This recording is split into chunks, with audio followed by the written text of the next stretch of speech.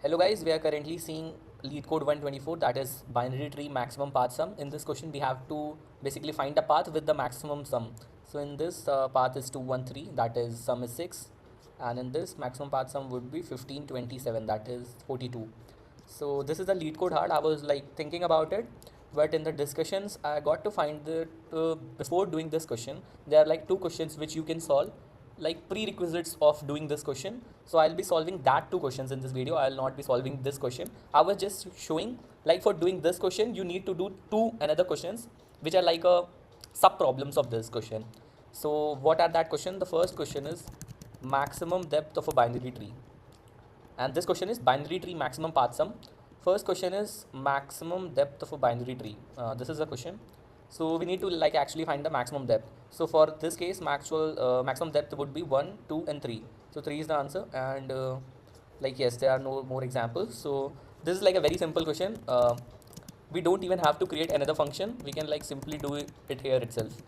If root is null, then we can return 0. This is the base case, and we'll return 1 plus maximum of max depth.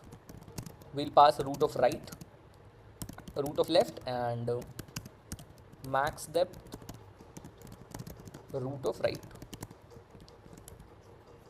Now I'll explain the code. So this is the base case. If root is null, then you can return 0. Otherwise you can return 1 plus maximum of max depth root of left and max depth root of right. So we are basically calling the same function again and again. This max depth function we are again and again calling, and like we are returning 1 plus maximum of left and right. So for example, if we are standing at this position, this is not null, then we'll return 1 plus maximum of left or right. Now we'll first explore left. So what is left? Left will give us answer 1 more. So 1 and 1, the left is 2. And for this we'll get answer 3. So 3 would be maximum, so we'll be returning 3. So this is how this works. This is very simple. I don't think I need to explain it more. This is self-explanatory at this point. So we'll be submitting this. And yes, this was very easy. I won't even analyze this. So this was the first question. Now the second question before doing this question is maximum width of a binary tree. And yes, this is the question in which we have to find the maximum width. For example, I'll tell you with examples also. For this the maximum width would be, so maximum width is, so you will go to each level and see the nodes which are not null. For example 5 and 8, and you have to tell all the nodes between them and including them. So for example 5 is a node, 3 is a node, and see 2's left node which is not showed currently, but it also a node. So 5, 3, this null node here itself, and 9. So there are 4. So maximum width is 4. For this example, maximum width, for example, we'll start at 6. 6, then there is 5's left, then there is 3. There will be like, I can't actually draw, but like there is self. Can I open this? Can I make some changes? Maximum depth. Wait a second. Okay, so I cannot edit this image, but like see, there is a 5's left node, then there is 3's node that further distributes into 2, then there is 2's node that further distributes into 2. So there are actually 7 nodes in between. 6, 1, 1, 2, 1, 2 and 1. So there are 7 nodes, so width is 7. So like it's very simple. At first I'll just simply do if root is null, then I'll simply return 0, and I'll create a queue because we have to do level order traversal here, and I'll create a queue and I'll store a pair.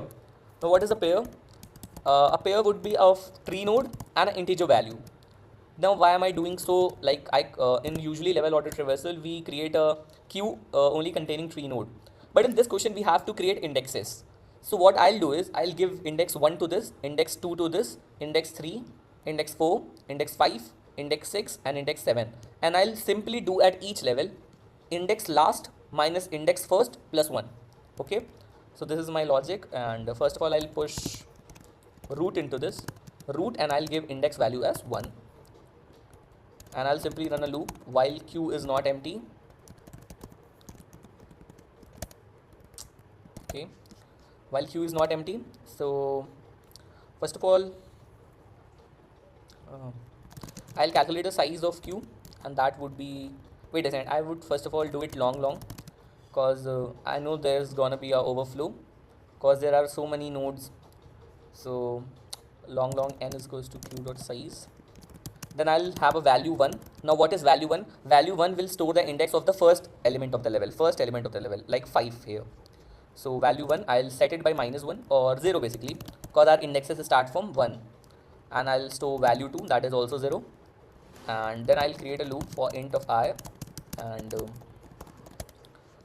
I've run a loop, and now I have to simply create a tree node, that is our node, and I'll simply do it q dot front and its first value. So in vector pair, we access it by using first variable.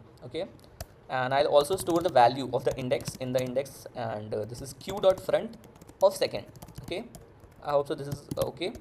And now I'll check, I'll check if this is I is equals to 0. I mean if it is the first element, if it is the first element of the level. For example, the first element of this level is 3, the first element of this level is 2. So I'll check if this is the first element of the level. Then what I'll do is I'll store value 1 as index, and if I is equals to n minus 1, then I'll store value 2 is equals to index. So basically I'm storing the first element and the last element. Okay, now I'll simply check if node of left is okay, like if it's not null, then I'll simply push node of left. And what I'll push, so indexing value, if the index of this place is I, for example, see this example number 1, if the index value of 1 is 1, the index value of 3 would be 2 into I, basically 2 into 1, this will be 2, and this 2 will be 2 into 1 plus 1, basically index value will be 3. Now if index value of 3 is 2, then index value of this would be 2 into I, so basically this would be 4, this would be 4 plus 1 5, this would be 2 into 3, this would be 6, this would be 7. So this is how index values go. So index value for this would be 2 into index, and I'll just simply copy paste this. I'll just simply copy paste this for right one, and I'll push the right one into this, and this would be 2 of index, 2 into index plus 1, and while q is empty.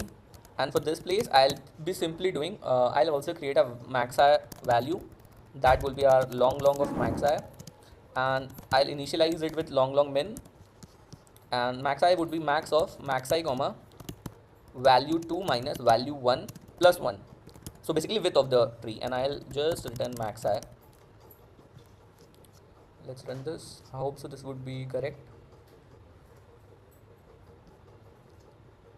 Memory limit exceeded. Wait a second. We are actually not popping out. We need to pop out q.pop. Okay. Okay, let's submit this.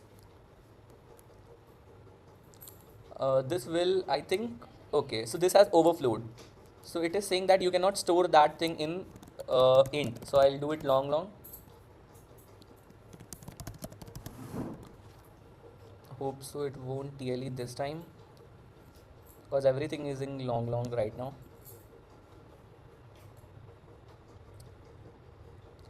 Okay, so this overflows again. Now why is this overflowing? I've figured it out. For example, there are like 3000 nodes possible, and what if they are like this? So what if the nodes are in a straight line, 1 1, then 2, then 3, then 4, then 5, and likewise 3000 nodes? Then your level will go like this value has to overflow the values which we are storing, because like imagine if there is I, then 2 into I, then 2 into I. See, I'm doing 2 into I now. So for example 2 into like 3000 times, it would be a very big number. So that's why there is getting overflowed. So to avoid this thing, we can create an offset. Now what is an offset? It is like usually used in DP for avoiding negative indexes. I'll use this trick there. I'll create an offset value, and offset value will contain basically q of front dot second. I like store the first, see the first node in any level, I'll store the value of it, and each time I would be creating an index, I'll be creating it minus offset, so our values don't get overflowed. Now I'll check this. This should run. Okay, this is,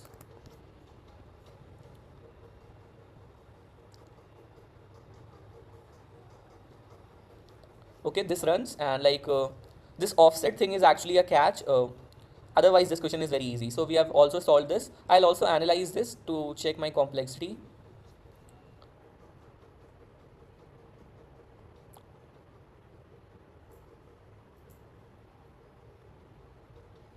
Okay, so suggested approach was BFS in Q, and we have also like used BFS in Q, and like we had to do index normalization to prevent integer overflow, and complexity is optimal, and like our structure is also good. So thank you guys. I've also solved both the prerequisites